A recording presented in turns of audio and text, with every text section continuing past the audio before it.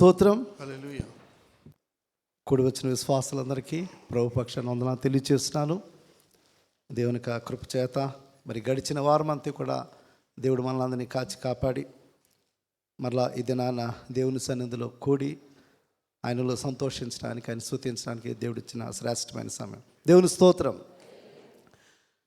గడిచిన కొన్ని వారాలుగా మనము క్రీస్తులో మన గుర్తింపు అనే అంశం ద్వారా దేవుని వాక్యాన్ని మనం ధ్యానం చేస్తాం. క్రీస్తులో మన గుర్తింపు.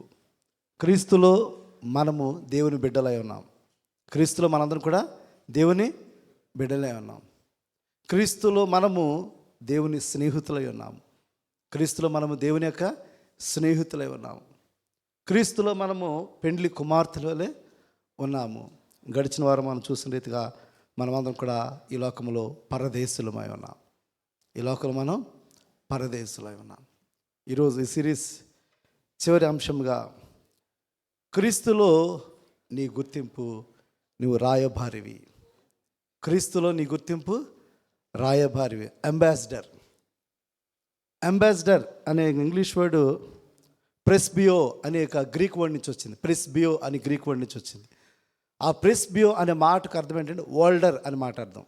అంటే పెద్దవారు, లేకపోతే ముసలి అని వస్తుంది, పెద్దవారు అని వస్తుంది. అంటే ఓల్డెన్ డేస్లో, ఏన్షియంట్ డేస్లో ఈ యొక్క పెద్దవారికి కొన్ని బాధ్యతలు అప్పగిస్తుండేవారు, కొద్దిగా మీడియేటింగ్ చేయడానికి. అంటే highest delegation of the work మాట.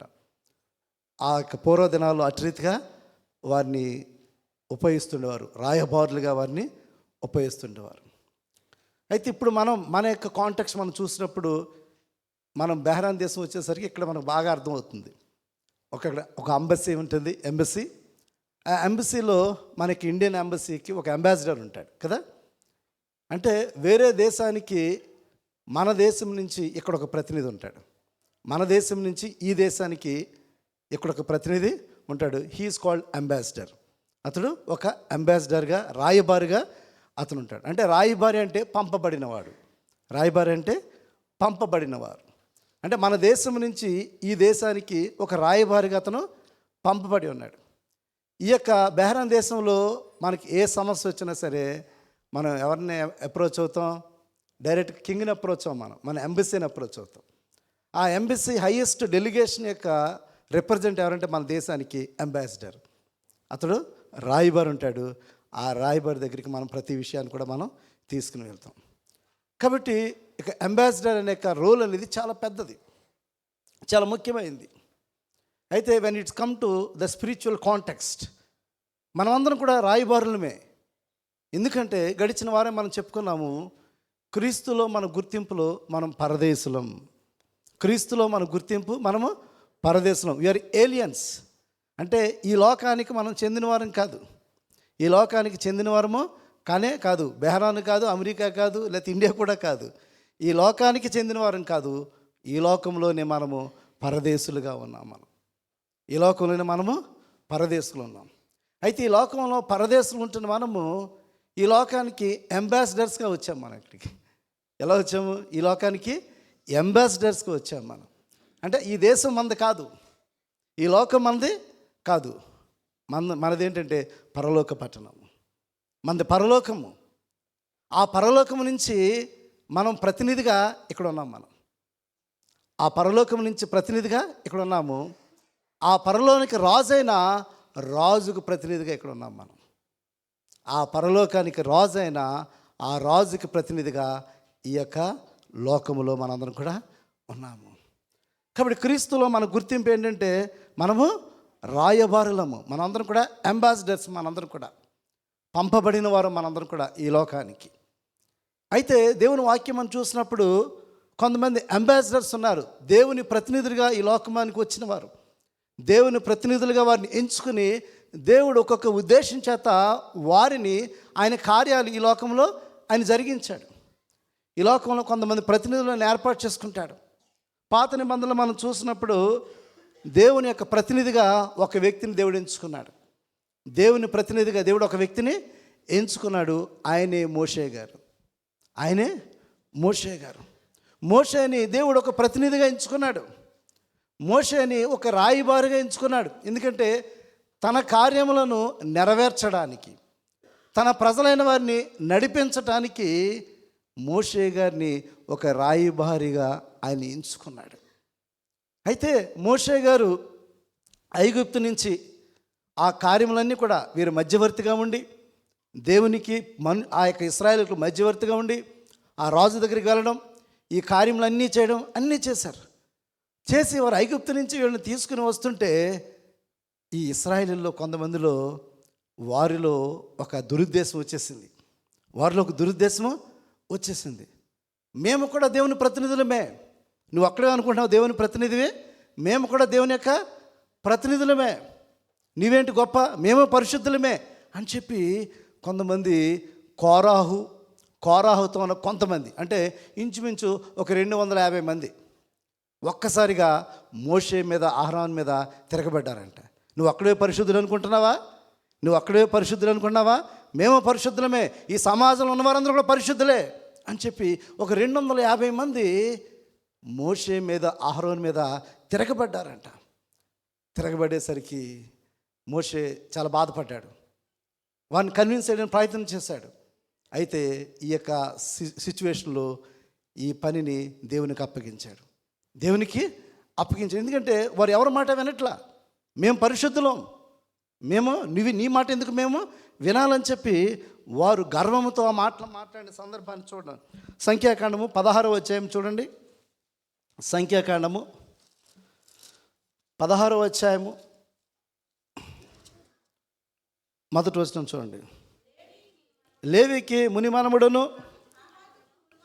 కహాతుకు మునిమనముడును, ఇషారు కుమారుడగు కొరాహు, రూబేనీలలో ఏలియాకు కుమారులైన దాతాను, అబీరాములను, పేలేతు కుమారుడైన ఓనును ఏచించుకొని ఇశ్రాయేలులో పేరు పొందిన సభికులను, సమాజ ప్రధానులైన 250 మందితో మోషేకు ఎదురుగా నిలిచి, మోషే అహరోనులకు విరోధముగా పోగుబడి, మీతో మాకు పని, మీ పని మాకు లేదు, ఇంకా మీతో మాకు ఇంకా పని లేదు. కొంతమందిని చదవండి. ఈ సర్వ సమాజంలోని ప్రతివాడును పరిశుద్ధుడే, యెహోవా వారి మధ్యన ఉన్నాడు.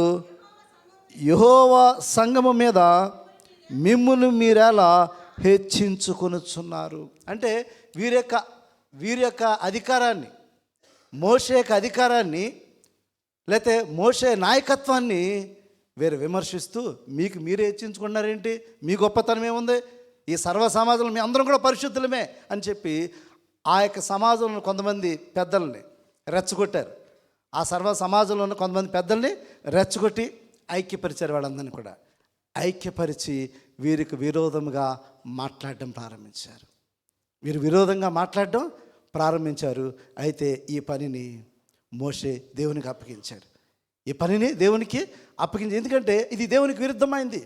దేవుని చేత ప్రత్యేకింపబడినవాడు మోషే, దేవుని ప్రతినిధిగా అక్కడకు పంపబడినవాడు, ఆ ఇశ్రాయేలు మధ్యకు దేవుని ప్రతినిధిగా పంపబడినవాడు. కాబట్టి ఆ మోషే వారిని నడిపిస్తున్నప్పుడు మరి ఇంతకాలం ఏం చేశారు?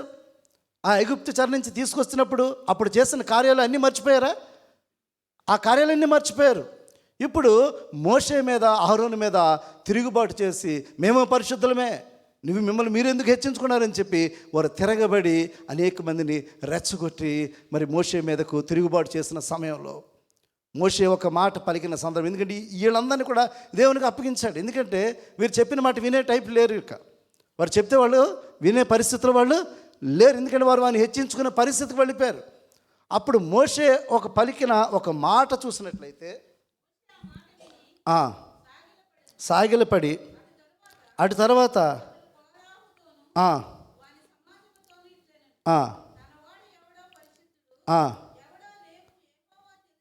యెహోవాయే తెలియచేసి రానిచ్చును, ఆయన తాను ఏర్పరచుకుని వాణిని తన యొద్దకు చేర్చుకున్నాను. కాబట్టి దేవునికి అప్పగిస్తున్నాడు. ఎందుకంటే ఇంక మనం దేవునికి అప్పగిద్దాం. ఎవరు పరిశుద్ధుడో, ఎవరు ఏర్పరచుకున్నవాడో అది దేవుడే నిర్ణయిస్తాడు, మనం నిర్ణయించుకోవద్దని చెప్పి ఇక్కడ మోషే అనిన తర్వాత మోషే ఆ సందర్భంలో ఒక మాట ఆయన ప్రత్యేకంగా పలుకుతున్నాడు. ఎందుకంటే ఎప్పుడైతే మరి దేవుడు వీళ్ళందరినీ నాశనం చేయాలన్నాడు, నాశనం చేయాలనుకున్నప్పుడు అప్పుడు దేవుడు అప్పుడు మోషే ఏమన్నాడంటే వద్దు వద్దు వద్దు. పాపం వాళ్ళందరికీ తెలియదు, ఎవరైతే కీ లీడర్స్ ఉన్నారో వాళ్ళు వీళ్ళని రెచ్చగొట్టేశారు, పాపం వీళ్ళు ఎవరికి తెలియదు. వీళ్ళందరినీ నాశనం చేయడం ఇక్కడ మోషేకి ఇష్టం లేదు. ఎందుకంటే వీళ్ళందరూ కూడా వారికి ఇన్ఫ్లుయెన్స్కి వెళ్ళిపోయారు. వాళ్ళు ఇన్ఫ్లుయెన్స్కి వెళ్ళిపోయి వాళ్ళు వ్యతిరేకంగా మాట్లాడడం వాళ్ళు ప్రారంభించారు. కాదు, దీనికి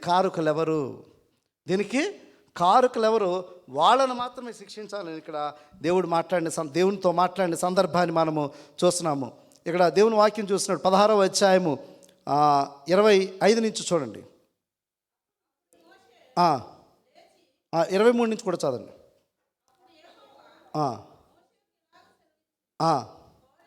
కోరాహు, దాతాను, అబీరాముల యొక్క నివాసము చుట్టుపట్ల నుండి తొలగిపోడి జన సమూహంతో చెప్పుము.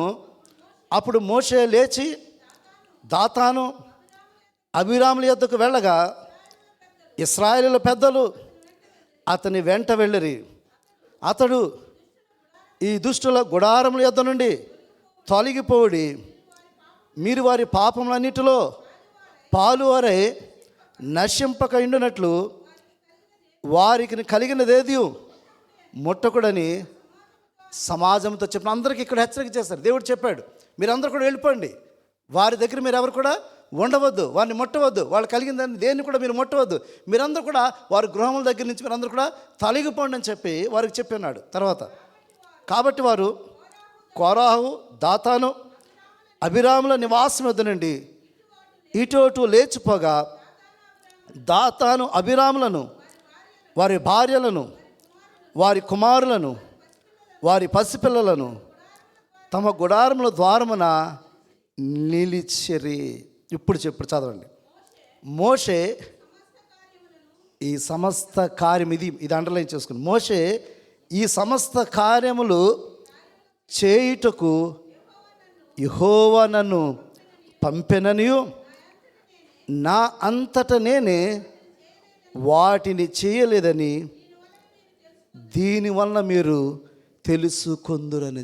చూసారా, నా అంతటా నేను ఇక్కడికి రాలేదు, ఈ కార్యములన్నీ చేయడానికి దేవుడు నన్ను పంపి ఉన్నాడు. ఈ కార్యములన్నీ చేయడానికి దేవుడు నన్ను పంపినాడు. నా అంతటా నేను రాలేదు, నా అంతటా నేను ఈ కార్యములన్నీ కూడా నేను చేయట్లేదు. దేవుడే నన్ను మోషే ఈ సమస్త కార్యములు చేయుటకు యెహోవా నన్ను పంపెనని నా అంతటా నేనే వాటిని చేయలేదనేది దీని వలన మీరు తెలుసుకుందని చెప్పాను. ఎప్పుడైతే దేవుని కోపం వారి మీద రేగిందో వారికి ఆ భూకంపం వచ్చినప్పుడు వారన్ని గృహాలు, వారి మనుషులు, వారి కుటుంబాలన్నీ కూడా ఆ యొక్క భూకంపంలో అక్కడ వారందరూ కూడా నాశనం అయిపోయినట్టుగా దేవుని వాక్యం మనం స్పష్టంగా మనం చూస్తుంది. చూడండి 30 వచనం చూడండి. అయితే యెహోవా గొప్ప వింత పుట్టించటం వలన వారి ప్రాణములతో పాతాళములో కూలినట్లు భూమి తన నోరు తెరిచి వారిని వారి కలిగిన సమస్తమును మింగివేసినలా వారు యెహోవాను అలక్ష్యము చేశారని మీకు తెలియను. అతడు ఆ మాటలని చెప్పి చాలించగానే వారి క్రింద నేల నెరవిడిచను. భూమి తన నోరు తెరిచి వారిని, వారి కుటుంబమును, కోరాహు సంబంధులందరినీ, వారి సమస్త సాంపంజమును మృంగి వేసెను. చూసారా, ఇక్కడ ఈ సందర్భంలో మోషే స్పష్టంగా మాట్లాడుతున్నారు, నేను దేవుని చేత పంపబడిన వాడని, నేను దేవుని చేత పంపబడవని. ఈ కార్యములన్నీ కూడా నా సొంతంగా నేనేమీ చేయట్లేదు, ఈ కార్యంలో నేను సొంతంగా నేనేమీ కూడా చేయట్లేదు, దేవుడి చేత నేను పంపబడి ఉన్నానని చెప్పి అక్కడ వారందరూ ఎదుట తెలియజేసిన సందర్భాన్ని మనం చూస్తున్నాం. దేవుడు ప్రతి వ్యక్తి కూడా ఒక పని అప్పగిస్తాడు. దేవుడు ప్రతి వ్యక్తి కూడా పని అప్పగిస్తాడు. ఇక్కడ మోషేకి దేవుడు ప్రత్యేకంగా పని అప్పగించాడు. ఆ ఇశ్రాయేలు నడిపించడానికి నాయకత్వ బాధ్యతను దేవుడు అతనికి అప్పగించాడు. మోషే అన్నాడు, మా సహోదరుడు అహరోన్ ఉన్నాడు కదా, అతను బాగా మాట్లాడగలడు, అతను పంపించని చెప్పాడు. కాదు, దేవుడు నేను నిన్నే పంపిస్తానని దేవుడు పంపించున్నాడు. కాబట్టి మోషేని దేవుడు ప్రత్యేకించుకున్నాడు. ఆ కార్యాన్ని నెరవేర్చడానికి దేవుని ప్రతినిధిగా మోషేని దేవుడు పంపించినాడు. ఒక రాయబారిగా ఇశ్రాయేలీయుల మధ్యకు దేవుడు, మరి దేవుని యొక్క ప్రతినిధిగా, దేవుని రాయబారిగా మోషేని దేవుడు పంపించున్నాడు. కాబట్టి ప్రతి ఒక్కరికి కూడా ఒక పని ఉంటుంది.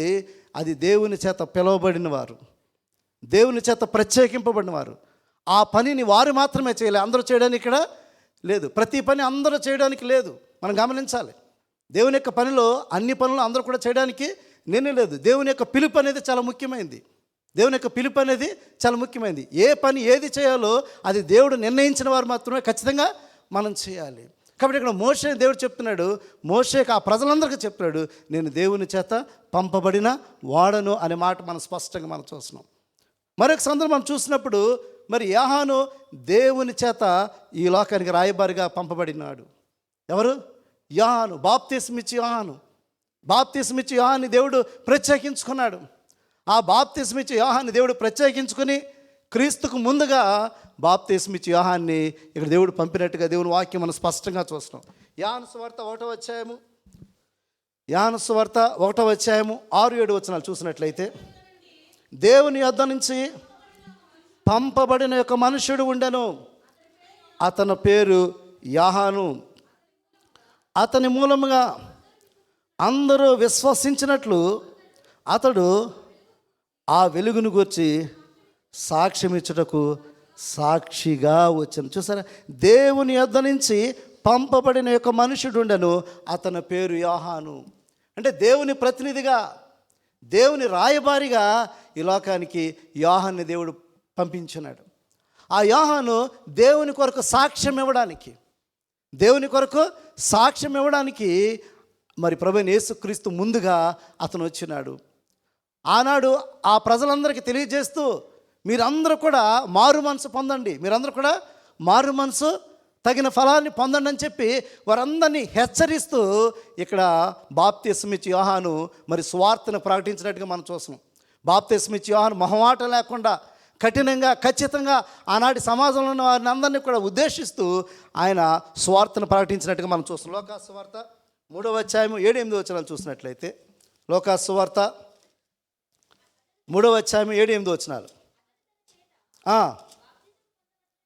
అతడు తన చేత బాప్తిసం పొందవచ్చిన జన సమూహములను చూచి, సర్ప సంతానమా, రాబో ఉగ్రతను తప్పించుకున్నట్టుకు మీకు బుద్ధి చెప్పిన వాడెవడు? మారు మనసునకు తగిన ఫలమును ఫలించుడి. చాలమ్మా, మారు మనసు తగిన ఫలము ఫలించుడు అని చెప్పి, రాబో ఉగ్రతని తప్పించుకున్నట్టుకు మీకు బుద్ధి చెప్పిన వాడెవడు? సర్ప సంతానం అని చెప్పి ఆ రోజు ఆనాటి ప్రజల, ఆనాటి సమాజంలో ఉన్న వారిని అందరినీ కూడా ఉద్దేశిస్తూ ఈ మాటలు పలికినట్టుగా మనం చూస్తున్నాం. ఇతడు దేవుని చేత పంపబడినవాడు. ప్రభువైన యేసుక్రీస్తుకు ముందుగానే బాప్తిస్మిచ్చి యోహాన్ని దేవుని చేత పంపబడినవాడు. దేవుని కొరకు సాక్ష్యం ఇవ్వడానికి దేవుని రాయబారిగా ఆ దినాన్న ప్రభువైన యేసుక్రీస్తు ముందుగా అతను పంపబడినవాడు. దేవుని గురించి గొప్ప సువార్తను ప్రకటించాడు. ఏమాత్రం కూడా మొహమాట లేకుండా ఖచ్చితంగా, ఖండితంగా దేవుని యొక్క సువార్తను ప్రకటించిన వాడుగా ఉన్నారు. అందుకే ఆనాటి ప్రజలందరూ కూడా ఈయనను చాలా తక్కువగా చూశారు, పిచ్చివాడుగా చూశారు. ఆయనను ఒక పిచ్చివాడుగా వారు చూశారు. అయితే ఈ బాప్తిస్మిచ్చి యోహాను ఇంత కఠినముగా, ఖచ్చితంగా ఆ మాటలు చెప్పినప్పుడు అనేక మంది ఆయన ద్వేషించారు, అనేక మంది ఆయన దూషించారు. అయితే బాప్తిస్మిచ్చి యోహానులో గొప్పతనం ఏంటంటే, ప్రభువైన యేసుక్రీస్తుని గురించి ఆయన పలికిన మాట అంటే, ఆయన హెచ్చించబడాలి, నేను తగ్గించబడాలన్నాడు. ఆయన హెచ్చించబడాలి, నేను తగ్గించబడాలి. ఆయన చెప్పులు ముట్టడానికి కూడా నేను అర్హుడను కాను అని తను తగ్గించుకున్న పరిస్థితిని మనం చూస్తున్నాం. దేవుని చేత పంపబడినవాడు, కానీ తన పని ఎంతవరకు అంటే క్రీస్తుని కొరకు సువార్తను ప్రకటించవలసిన బాధ్యత బాప్తిస్మిచ్చి యోహానుకున్నది. కానీ అతనిలో గొప్ప తగ్గింపుని మనం స్పష్టంగా మనం చూస్తున్నాం. రెండోదిగా మనం చూసినప్పుడు దేవుని రాయబారిగా యోహాను మన మధ్యకు వచ్చినట్టుగా దేవుని వాక్యం మనం స్పష్టంగా చూస్తున్నాం. అయితే క్రీస్తు కూడా దేవుని రాయబారిగా ఈ లోకానికి వచ్చాడు. క్రీస్తు కూడా దేవుని రాయబారిగా ఈ లోకానికి ఆయన వచ్చున్నాడు. ఆయన గురించి మనం చూసినట్లయితే ముందుగానే ప్రవచనాలు చెప్పబడిన యెషయా గ్రంథము 48:16 చూసినట్లయితే, యెషయా గ్రంథము 48:16 వచనం.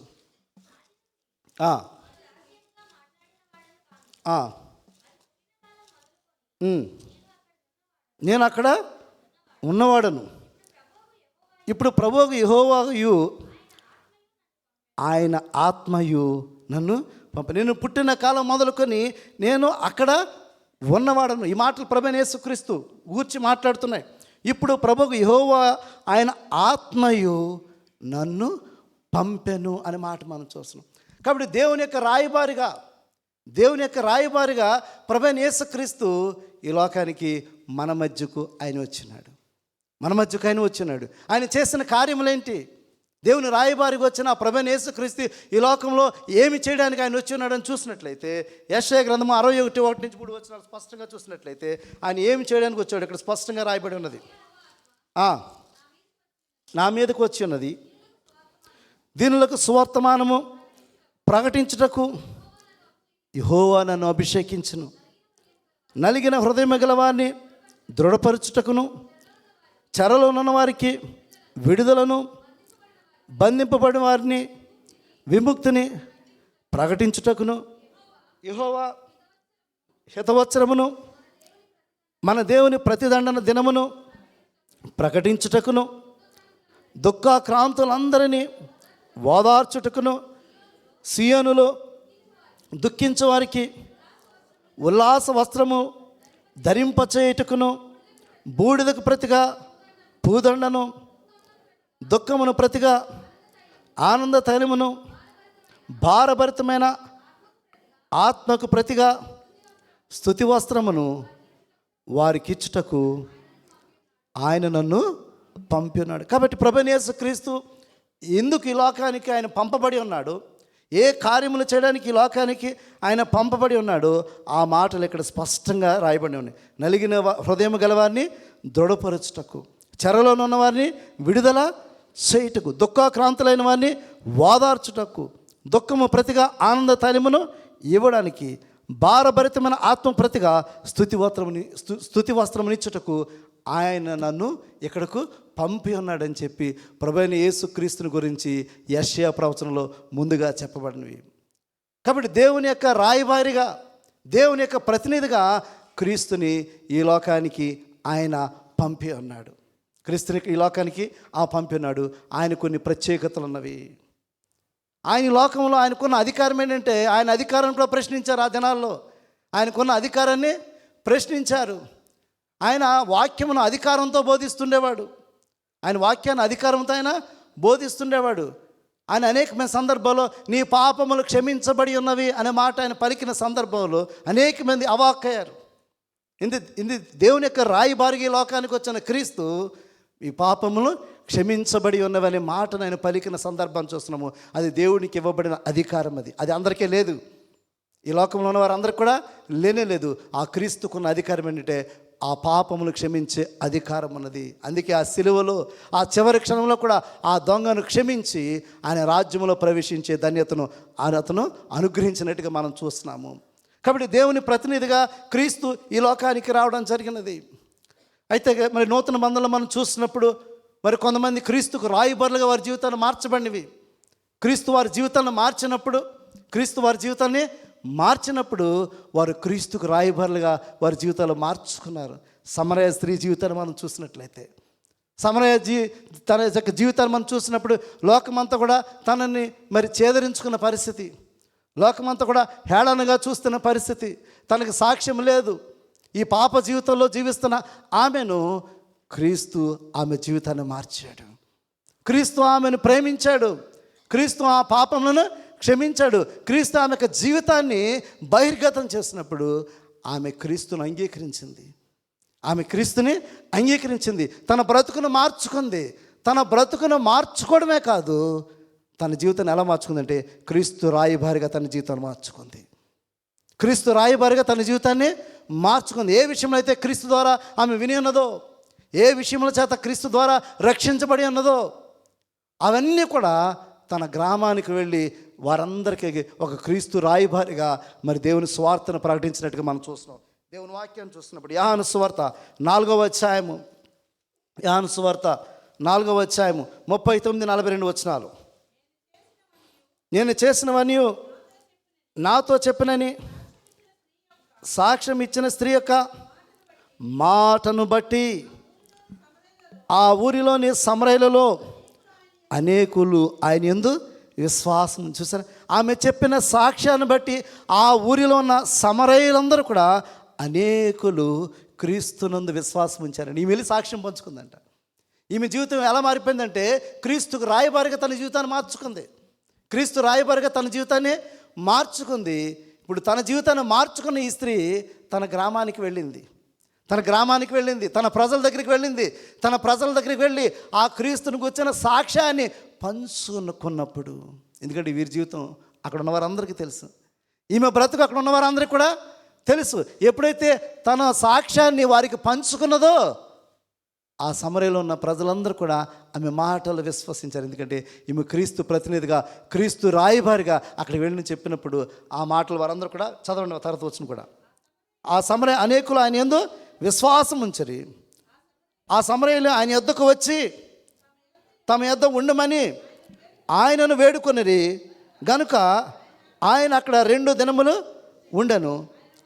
ఆయన మాటలు వినినందున ఇంకను అనేకులు నమ్మి ఆ స్త్రీని చూచి, ఇక మీదట నువ్వు చెప్పిన మాటను బట్టి కాక మా మట్టుకు మేము విని ఈయన నిజముగా లోకరక్షకుడని తెలుసుకుని నమ్ముచున్నామని. చూసారా ఎంత అద్భుతమైన మాట. ఎప్పుడైతే ఆమె చెప్పిన మాటలు వాళ్ళు విన్నారో, మేము ఆయనను కలవాలని వారు వచ్చి ఆయన కలిశారండి, ప్రభువైన యేసుక్రీస్తుని. ఆ ప్రభువైన యేసుక్రీస్తుని కలిసి 2 దినములు ఉండమని వారు కోరి ఉన్నారు. ఆయన వారి మాటలు విని, వారు ఆ ప్రభువైన యేసుక్రీస్తు యొక్క మాటలు విని నిజమైన రక్షకుడిగా వారి జీవితాలను అంగీకరించారు. ఆమె చెప్పిన మాటలు బట్టి కాదు, కానీ ఆ ప్రభువైన యేసుక్రీస్తు చెప్పిన మాటలు బట్టి కూడా వారి జీవితాలు మార్చుకొని క్రీస్తు నిజమైన రక్షకుడిగా వారందరూ కూడా అంగీకరించారు. దానికి కారణము సమరయ స్త్రీ క్రీస్తు రాయబారిగా మారింది. తన యొక్క గ్రామానికి క్రీస్తు రాయబారిగా మారింది. ఈరోజు అనేక మంది క్రీస్తుని ఎరిగిన మనము, క్రీస్తును తెలుసుకున్న మనము ఎంతమంది క్రీస్తుకి రాయబారులుగా మనం ఉంటున్నాం ఒకసారి ఆలోచన చేయండి. ఈరోజు మీ గృహాల్లో అనేక మంది రక్షించబడని వారు అనేక మంది ఉంటున్నారు. భర్త మారిన వారు ఉంటారు, భార్య మారిన వారు ఉంటారు, బిడ్డలు మారిన వారు ఉంటారు, మన కుటుంబాల్లో రక్షణ పొందిన వారు అనేక మంది ఉన్నారు. నీ బాధ్యత ఏంటంటే నువ్వు క్రీస్తుకు రాయబారివి. నువ్వు తెలిసిన సువార్త, నువ్వు విన్న వాక్యాన్ని దేవుని గురించి తెలుసుకున్న ఆ యొక్క మాటలు వింటున్న నీవు, ఆయన అనుభవించిన నువ్వేం చేయాలంటే నీవు కూడా క్రీస్తుకు రాయబారిగా మారాలి. నువ్వు మారాలి. నువ్వు నీ కుటుంబస్తుల్లో అనేక మందిని రక్షించే రక్షణ మార్గంలో నడిపించడానికి నువ్వు క్రీస్తు రాయబారిగా ఉండాలి. అంతేకాని పాస్టర్ గారి పనే కాదండి, అది ఒక దైవజనుల పని కాదు. మీరు కూడా క్రీస్తుకు రాయబారులుగా, మీ గృహాల్లో మీరు క్రీస్తు రాయబారులుగా ఉండొచ్చు, మీ వర్క్ ప్లేస్లో మీరు క్రీస్తుకు రాయబారులుగా ఉండొచ్చు. మీరు ఏ పరిస్థితులు ఉన్నారో అక్కడ ఆ పరిస్థితులు అనేక మందికి క్రీస్తు రాయబారులుగా క్రీస్తు సువార్తను ప్రకటించడానికి ఆ బాధ్యత మనందరికి కూడా దేవుడు ఇచ్చి ఉన్నాడు. ఆ సమరయ స్త్రీ క్రీస్తు రాయబారిగా మార్చబడింది. మరి ఒక వ్యక్తి గురించి మనం చూసినట్లయితే పౌలు భక్తుడు. సౌలుగా ఉన్నప్పుడు క్రీస్తు విరోధిగా జీవించాడు. క్రీస్తు ఆ రోజు సంఘమును హింసించాడు, బాధించాడు. మరి అయితే దేవుడు అతన్ని పట్టుకున్నాడు.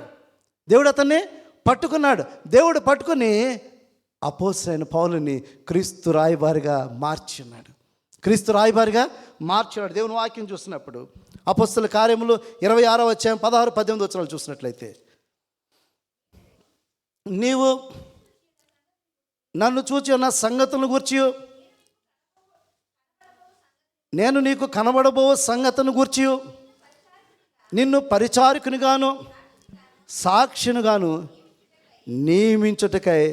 చూసారా, నేను పరిచారకునిగాను సాక్షినిగాను నియమించుటకై కనబడి ఉన్నాను. నీవు లేచి నీ పాదములు మోపి నిలుపుము.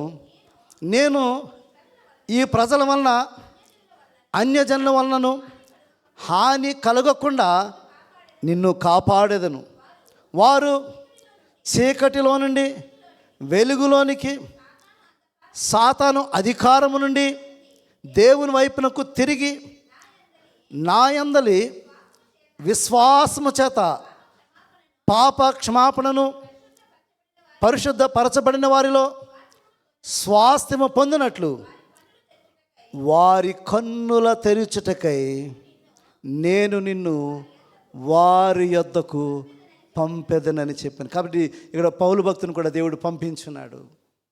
పౌలు భక్తుని కూడా దేవుడు పంపించున్నాడు అన్ని జనులకు సువార్తను ప్రకటించడానికి, అంధకారంలో ఉన్న వారిని వెలుగులోకి తీసుకురావడానికి, అన్యులకు సువార్తను ప్రకటించడానికి పౌలు భక్తుడు దేవుడు ఏర్పాటు చేసుకొని వారి మధ్యకు పంపించి, ఎక్కడైతే క్రైస్తవుని హింసించాడో ఆ సమాజం మధ్యకు వెళ్ళినప్పుడు రాళ్లతో కొట్టారు, ఆయన్ని హింసించారు, బాధించారు, కొట్టారు.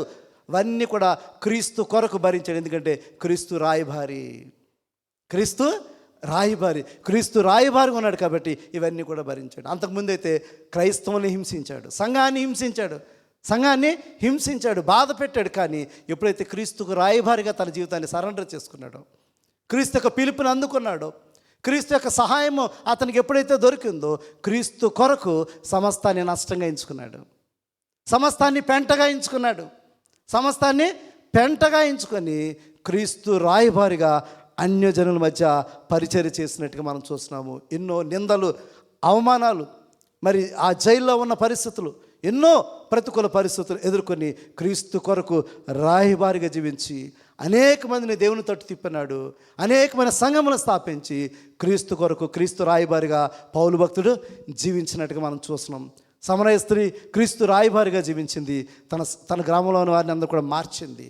అపోస్తలుడైన పౌలు క్రీస్తు రాయబారిగా మార్చబడి అనేక మందిని దేవుని తట్టు తిప్పినట్టుగా మనం చూస్తున్నాము. ఈరోజు మనమందరం కూడా క్రీస్తు రాయబారులం. What is our work? మన పని ఏమిటి? నేను క్రీస్తు రాయబారునే, మీరు కూడా క్రీస్తు రాయబారులము. ప్రతి ఒక్కరికి ఒక్కొక్క పిలుపు ఉంటుంది, అది గమనించాలి. ప్రతి ఒక్కరికి ఒక పిలుపు ఉంటుంది. దేవుడు నన్ను ప్రత్యేకించుకున్నాడు. ఐ నెవర్ డ్రీమ్డ్ అబౌట్ నేను ఒక దేవ సేవకుడు అవుతాను, నేను ఎప్పుడు కూడా ఊహించలేదు. It's a god's call. అది దేవుని యొక్క చిత్తమైనది, దేవుని యొక్క పిలుపే ఉన్నది, దేవుని యొక్క ఉద్దేశం అన్నది. నా సొంతంగా నేను రావాలంటే అది జరిగేది కాదు. దేవుని యొక్క నడిపింపు, దేవుని యొక్క పిలుపు ఉండబట్టే దేవుడు ఈ బేరాన్ దేశంలో ఇక్కడ పరిచయం చేయించుకోవడానికి దేవుని తన శక్తి చేత నన్ను నడిపిస్తున్నాడు. ఇన్ని సంవత్సరాలుగా పరిచయం చేయడానికి అది దేవుని కృప. నా శక్తి కాదు, నా సామర్థ్యం కాదు, నా తెలివితేటలు కాదు, నా జ్ఞానం కాదు. పౌలు భక్తుడు చెప్తున్నాడు, వాక్చాతుర్యంతో నేను సువార్తను ప్రకటించకూడదు అని చెప్తున్నాడు. నాకంటే జ్ఞానవంతులు, నాకంటే తెలివైన వారు, తలాంతులు కలిగిన వారు, ఉన్నతమైన చదువులు చదివిన వారు ఎంతోమంది ఉండవచ్చు. But God called me. దేవుడు నన్ను పిలుచుకున్నాడు. ఒక్కొక్కరిని ఒక్కొక్క రీతిగా దేవుడు పిలుచుకుంటాడు. ఒక్కొక్క పని నిమిత్తం దేవుడు పిలుచుకుంటాడు. ఆనాడు మోషేని దేవుడు పిలుచుకొని ప్రత్యేకించుకొని ఇశ్రాయేలు నాయకులుగా ఎంచుకుని రాయబారిగా పంపించున్నాడు. యోహానును ప్రత్యేకించుకున్నాడు. మరి క్రీస్తుకు ముందుగా మార్గం సరళం చేయక త్రోవగా యోహానుని దేవుడు రాయబారిగా పంపించున్నాడు. దేవుడు క్రీస్తుని లోకానికి రాయబారిగా పంపించున్నాడు. సమరయ స్త్రీ తన గ్రామానికి క్రీస్తు రాయబారిగా మార్చబడింది. పౌలు భక్తుడు అన్ని జనుల మధ్య పరిచయం చేయడానికి క్రీస్తు రాయబారిగా అతను మార్చబడి ఉన్నాడు. ఈరోజు మనందరం కూడా క్రీస్తు రాయబారులుగా దేవుడు మనల్ని పంపిస్తున్నాడు. ఆయన శిష్యులకు తెలియజేస్తూ పునరుద్ధరణ అయిన తర్వాత, తిరిగి లేచిన తర్వాత ఆ శిష్యులతో ఆయన పలికిన మాట చూసినట్లయితే, యోహాను సువార్త 20:21 చూసినట్లయితే, యోహాను సువార్త 20:21, అప్పుడు యేసు మరలా మీకు సమాధానం కలుగునుగాక, తండ్రి నన్ను పంపిన ప్రకారము నేను మిమ్మును పంపుచున్నా. తండ్రి నన్ను పంపిన ప్రకారము తన శిష్యులకు చెప్తున్నాడు. పునరుద్ధరణ అయిన తర్వాత, తిరిగి లేచిన తర్వాత వారికి సమాధానం కలుగునుగాక అని చెప్తూ, తండ్రి నన్ను పంపిన ప్రకారము, నేను దేవుని ప్రతినిధిగా, దేవుని రాయబారిగా ఈ లోకానికి వచ్చాను. తండ్రి నన్ను పంపిన ప్రకారము నేను మిమ్మల్ని రాయబారులుగా ఈ లోకంలోకి నేను పంపిస్తున్నాను. That is the last commission. అందరికి కూడా మనకు తెలుసు. అపొస్తలుల గారు 1వ అధ్యాయము 6-8 వచనాలు కూడా తన శిష్యులను ఉద్దేశించి ఈ మాటలు ఆయన పలుకుతున్నాడు. కాబట్టి వారు కూడి వచ్చినప్పుడు, ప్రభువా, ఈ కాలమందు ఇశ్రాయేలునకు రాజ్యమును మరలా అనుగ్రహించదవా అని ఆయనను అడుగగా, ఆయన కాలములో సమయములను తండ్రి తన స్వాధీనం అందించుకొని ఉన్నాడు. వాటిని తెలుసుకున్నట్టుకు మీ పని కాదు. ఆయనను పరిశుద్ధాత్మ మీ మీదకు వచ్చినప్పుడు మీరు శక్తి నొందుదురు గనుక మీరు యెరూషలేములోను యూదయ సమరయ దేశముల ఎందంతటియు భూదిగంతముల వరకు నాకు సాక్షులై ఉందరని వారితో చెప్పిన తన శిష్యులకు ప్రభువైన యేసుక్రీస్తు ఈ మాటలు చెప్తున్నారు. మీరు నాకు సాక్షులై ఉందరు. మీరు సర్వలోకానికి వెళ్ళి మీరు సువార్తను ప్రకటించండి. అదే మార్క్స్ సువార్త 16-15 వచనంలో కూడా అదే మాట చెప్తున్నాడు. మార్క్స్ సువార్త 16-15 వచనం చూసినప్పుడు, మీరు సర్వలోకంలో వెళ్ళి సర్వ సృష్టికి సువార్తను ప్రకటించండి, మీరు నాకు రాయబారులుగా ఉండండి, మీరు నాకు రాయబారులుగా ఉండండి అని చెప్పి తన యొక్క శిష్యులకు ఆయన తెలియజేసిన మాట మనం గుర్తు చేస్తున్నాను. ఇదన్నా ఇక్కడ ఉన్న మనందరూ కూడా సువార్త ప్రకటించే బాధ్యత దేవుడు అప్పగించాడు. టుడే మన ఐడెంటిటీ ఇన్ క్రైస్ట్ ఏంటంటే క్రీస్తు రాయబారులు. క్రీస్తు రాయబారులు. మీరు ఇలా ముందుకు వచ్చి మైక్ పట్టుకుని వాక్యం చెప్పవసరం లేదు. That is not your work. నీ పని, నువ్వు ఏ ప్రదేశంలో ఉన్నావు, దేవుడు ఇచ్చిన ఆపర్చునిటీ, నువ్వు ఉన్న ప్రదేశంలో సువార్తను ప్రకటించవచ్చు. నీకు ఆపర్చునిటీ వస్తుంది. నీ సువార్త తెలియని వారు, అన్యజనులు అనేక మంది ఉంటారు, వారికి సువార్తను పంచుకోవాలి. దేవుని ప్రేమను వాళ్ళకి పంచాలి. నీ కుటుంబంలో అనేక మంది రక్షించబడిన వారు ఉంటారు, వారికి సువార్తను ప్రకటించాలి. నీకు తెలిసిన వారు అనేక మంది రక్షణ పొందిన వారు ఉంటారు, ఈ లోకంలో ఉన్నవారు ఉంటారు, వారికి సువార్తను ప్రకటించాలి. ఎందుకంటే ఈ యొక్క లాస్ట్ కమిషన్ ఇది అందరికీ వర్తిస్తుంది. ఈ లాస్ట్ కమిషన్ అనేది అందరికీ వర్తిస్తుంది. ఈ సువార్తను ప్రకటించే బాధ్యత మనందరికీ ఉన్నది. మనందరం కూడా క్రీస్తు రాయబారులము. ఈ లోకంలో మనం జీవించినంతకాలం కూడా క్రీస్తు రాయబారులుగా మనం జీవించాలి. ఒక చిన్న ఎగ్జాంపుల్ చెప్పి నేను ముగించబోతున్నాను. ప్రభువైన యేసుక్రీస్తు కపెర్నహూముకు వచ్చాడంట. ఆయన కపెర్నహూముకు వచ్చినప్పుడు ఆ కపెర్నహూము ఇంటిలో ప్రభువైన యేసుక్రీస్తు సువార్త ప్రకటన చేస్తున్నాడు. ఆ సువార్తను ప్రకటన చేస్తుంటే అనేక మంది ఆ ఇంట్లో గుమ్ముగూడి ఉన్నారంట. ఆయన మాటలు వినడానికి చాలా ఆసక్తిగా ఉన్నారు. అయితే ఆ సమయంలో 4 స్నేహితులు, వారి స్నేహితుడి పరిస్థితి వారికి బాగా తెలుసు. ఆ స్నేహితులు అనేక సంవత్సరాలుగా పక్షవాయుతో బాధపడుతున్నాడు, నడవలేడు, తన పని తను చేసుకోలేడు, తన బ్రతుకు భారమైన పరిస్థితులు అవుతున్నాడు. ఆ పరిస్థితిని వారందరూ కూడా చలించిపోయారు. ఆ 4 స్నేహితులు కూడా ఎంతో వాళ్ళు చలించిపోయారు. ఒకటి డిసైడ్ అయ్యారు వాళ్ళు, ఎస్, యేసుక్రీస్తు ఇక్కడ ఉన్నాడు, ఆ ఇంటి దగ్గరికి యేసుక్రీస్తు దగ్గరికి తీసుకువెళ్దాం. యేసుక్రీస్తు దగ్గరకు ఆ వ్యక్తిని తీసుకెళ్ళినట్లయితే అతను స్వస్థత పొందుకుంటాడని చెప్పి వారు విశ్వాసంతో వాళ్ళు ఆ ఇంటి దగ్గరికి వెళ్ళారు. ఇంటి దగ్గరికి వెళ్ళేసరికి ఇల్లంతా కూడా క్రౌడ్ తోటి బాగా నిండిపోయింది, కిక్కిరిసిపోయింది, లోపలికి వెళ్ళలేని పరిస్థితి. మంచంతో తెచ్చేశారు, కానీ ఆ వ్యక్తిని లోపలికి తీసుకెళ్ళడానికి అవకాశం లేదు. అప్పుడు ఒక ఆలోచన తట్టింది, ఏదో విధంగా క్రీస్తు యొద్దకు తీసుకువెళ్ళాలి, క్రీస్తు దగ్గరకు తీసుకువెళ్ళాలని నిర్ణయించుకున్న వారు ఏం చేశారంటే ఇంటి పైకప్పుకి వెళ్ళి ఆ పైకప్పును తొలగించి, అంటే ఎంత గొప్ప రిస్క్ తీసుకున్నారు చూడండి. రిస్క్ అని చెప్పాలి, ఇక్కడ రిస్క్ అని చెప్పాలి. కొన్ని సందర్భాల్లో మన విశ్వాస జీవితంలో ఇతరులను రక్షణ మార్గం నడిపించడానికి we have to take risk తీసుకోవాలి. రిస్క్ లేని విశ్వాస జీవితంలో అద్భుతాలు జరగవండి. రిస్క్ లేని విశ్వాస జీవితంలో అద్భుతాలు జరగవు. అయితే వీళ్ళు రిస్క్ తీసుకున్నారు. రిస్క్ తీసుకుని పైకప్పుకి వెళ్ళారు. ఆ పరుపుతోటి తాళ్లతో ప్రభువైన యేసుక్రీస్తు యొద్దకు ఆ వ్యక్తిని దింపిన సందర్భాన్ని మనం చూస్తున్నాం. ఆ వాక్యాన్ని ఒకసారి చూసినట్లయితే మార్క్స్ వార్త 2వ అధ్యాయం 5వ వచనం చూసినట్లయితే, మార్క్స్ వార్త 2వ అధ్యాయం 5వ వచనం చూసినట్లయితే, యేసు వారి విశ్వాసమును చూచి, కుమారుడా, నీ పాపములు క్షమించబడి ఉన్నవని పక్షవాయువు గలవానితో చెప్పాను. చాలమ్మా. యేసు ఇక్కడ మనం చూసినట్లయితే అండర్లైన్ చేసుకోండి, యేసు వారి విశ్వాసమును చూచి. ఎవరి విశ్వాసం చూచి? ఇతని విశ్వాసం కాదండి, యేసు వారి విశ్వాసాన్ని చూచి. ఒక్కసారి ఆలోచించండి. ఈరోజు నీవు నేను కూడా స్నేహితుల వల్ల ఐడెంటిఫై చేసుకోవాలి. ఈరోజు నీవు నేను కూడా క్రీస్తు రాయబారుగా ఉన్నట్లయితే నీ విశ్వాసం ద్వారా ఇతరులను రక్షించాలి. నీ విశ్వాసం ద్వారా ఇతరులను దేవుని సన్నిధి తీసుకుని రావాలి. ఆ 4 స్నేహితుల యొక్క విశ్వాసము దేవుని యొద్దకు ఆ వ్యక్తిని తీసుకురావాలని వారు తలంచకపోయినట్లయితే ఆ వ్యక్తి స్వస్థత పొందుకున్నా, ఆ వ్యక్తి రక్షించబడినా, ఆ వ్యక్తి పాపములు క్షమించబడి ఉన్నా లేదు. వారి విశ్వాసాన్ని దేవుడు చూశాడు. అక్కడ యేసు వారి విశ్వాసమును చూచి ఆ వ్యక్తి, ఆ పక్షగల వ్యక్తిని ఏమనంటే నీ పాపములు క్షమించబడి ఉన్నామని చెప్తున్నాడు. Today you and me are the ambassador of Christ. ఈరోజు నీవు నేను కూడా క్రీస్తు రాయబారులము. దేవుని యొద్దకు నడిపించాలి అనేక మందిని.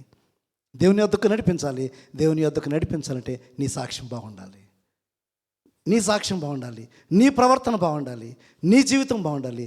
నీ జీవితం బాగున్నట్లయితే ఇంకొక వ్యక్తి దేవుని యొద్దకు నువ్వు తీసుకుని రాలేవు. కాబట్టి ఈరోజు నీవు నేను అనేక మంది ఈ లోకంలో రక్షించబడని వారు. నీ రూమ్లో ఉన్న వాళ్ళు చాలామంది ఉంటారు, వాళ్ళు రక్షణ పొందలేని వారు. నీ గృహాల్లో ఉన్నవారు అనేక మంది ఉంటారు, రక్షణ పొందని వారు. నీ స్నేహితులు ఉంటున్న అనేక మంది ఉంటారు, రక్షణ పొందని వారు. నీ కొలీగ్స్గా ఉంటున్నారు అనేక మంది, రక్షణ పొందినవారు. దేవుని ప్రేమను తెలియని వారు అనేక మంది ఉంటారు. వారిని రక్షించవలసిన బాధ్యత ఈరోజు నీది నాది. కాబట్టి క్రీస్తు రాయబారిగా ఉంటే నీకు నువ్వు మాత్రమే రక్షించబడ్డం కాదు, అగ్నిలో ఉన్న వారిని రక్షించవలసిన బాధ్యత. యోధా పత్రికలు మనం గడిచిన బుధవారం చెప్పుకున్న రీతిగా చివరిగా చూసినట్లయితే, యోధా పత్రికలు మనం చూసినట్లయితే, యోధా పత్రిక అగ్నిలో నుంచి లాగినట్లు 22వ వచనం, అగ్నిలో నుండి లాగినట్లు కొందరిని రక్షించుడి. అగ్నిలో నుంచి లాగినట్లు అంటే నశించిపోతున్నవారు అనేక మంది మన చుట్టూ ఉన్నారు. పాపకోపంలో నశించిపోతున్నారు అనేక మంది మన చుట్టూ ఉన్నారు. చీకటిలో నశించిపోతున్న అనేక మంది మన చుట్టూ ఉన్నారు. అగ్నిలో నుంచి రక్షించినట్టు వారిని రక్షించవలసిన బాధ్యత నీ బాధ్యత. ఏంటంటే క్రీస్తు రాయబారివి, స్వార్థను చెప్పవలసిన బాధ్యత, మంచి మాటలు చెప్పాల్సిన బాధ్యత, దేవుని వాక్యాన్ని చెప్పాల్సిన బాధ్యత నీకు నాకున్నది. ఈరోజు క్రీస్తు రాయబారు ఏంటంటే ఈ లోకంలో అనేక మంది స్వార్థ తెలియని వారు, దేవుని ప్రేమ తెలియని వారు, యేసుక్రీస్తు ఎందుకు ఈ లోకంలోనికి వచ్చి మరణించాడో, ఎందుకు శిలువ యాగం ఆయన చేస్తున్నాడో, ఎందుకు ఆయన రక్తాన్ని చిందించాడో అనేక మంది తెలియని వారు ఉన్నారు.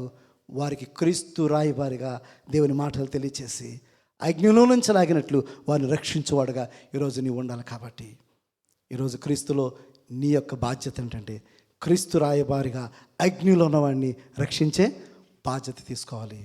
అటు రీతిగా మనమందరం కూడా ఈ దినము ఒక మంచి నిర్ణయం తీసుకుని మన జీవించినంతకాలము క్రీస్తుకు రాయబారిగా జీవిస్తాం. దేవుడి మాటలు దీవించును గాక. ఆమేన్.